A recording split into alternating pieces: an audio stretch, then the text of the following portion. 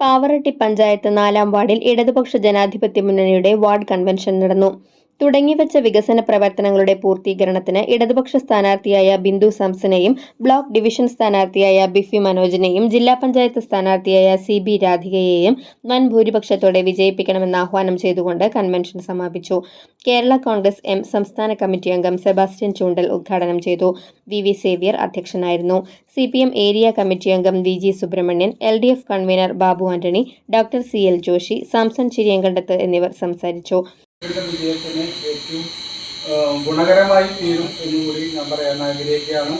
ഈ വാർഡിനെ സംബന്ധിച്ചിടത്തോളം കഴിഞ്ഞ 5 വർഷങ്ങൾക്ക് മുമ്പ് ഈ വാർഡിൽ മത്സരിക്കുകയും കുറഞ്ഞ വോട്ടിന് തോൽക്കുകയും ചെയ്ത വ്യക്തിയാണ്.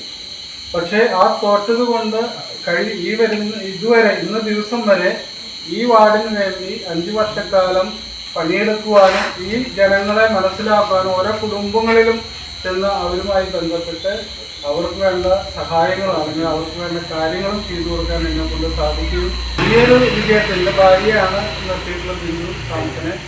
അവളെ കൃത്യമായിട്ട് വിജയിപ്പിക്കുക, അവളൊപ്പം തന്നെ ഞാനും കൂടെ ഉണ്ടാകും എന്നുള്ളൊരു ഉറപ്പും കൂടി നിങ്ങൾക്ക് തരികയാണ്.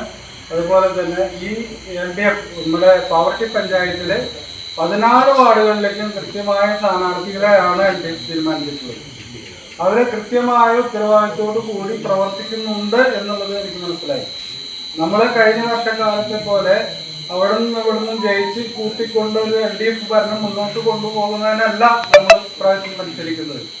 എന്തിനാണ് നമ്മളൊരു ഭൂരിപക്ഷമുള്ള പാവറട്ടിയിൽ LDFന്റെ ഭരണം മുന്നോട്ട് കൊണ്ടുവരണം എന്നുള്ളൊരു ആഗ്രഹത്തോടു കൂടിയാണ് നമ്മൾ ഇതിൽ വർക്ക് ചെയ്യുന്നത്.